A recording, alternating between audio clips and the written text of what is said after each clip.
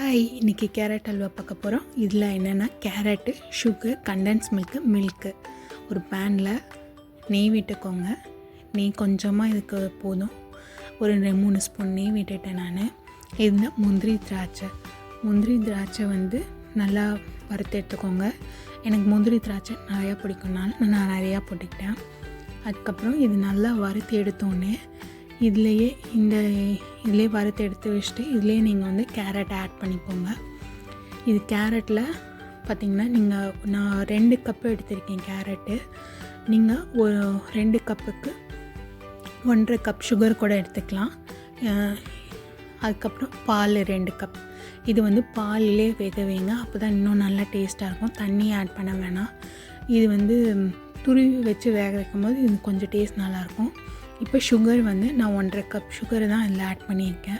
அதுக்கப்புறம் ஏலக்காய் பொடி, கொஞ்சம் பிஞ்ச் சால்ட்டு கொஞ்சமாக ஆட் பண்ணிக்கோங்க. இதில் வந்து பால்கோவா சேர்ப்பாங்க, ட்ரை ஸ்வீட் இல்லாத பால்கோவா.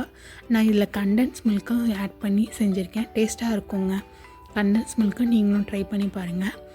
இதுக்கப்புறம் நல்லா கண்டென்ஸ் மில்க் ஊற்றிட்டு நல்லா வேக விடுங்க. நல்லா திக்காகும். கண்டென்ஸ் மில்க்கை ஊற்றி கொஞ்ச நேரத்தில் திக்காகும். அந்த சமயம் பார்த்திங்கன்னா நல்லா கிண்டி விட்டே இருங்க. ஃபைனலாக அப்பப்போ கொஞ்சம் நெய் ஆட் பண்ணிக்கோங்க கொஞ்சமாக.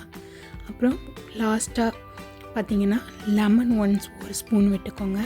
லெமன் எதுக்குன்னா சுகர் ஆட் பண்ணிக்கனால ஆறுனதுக்கப்புறம் இறுகாமல் இருக்கும், அதுக்காக சுகர் ஆட் பண்ணிக்கிறது.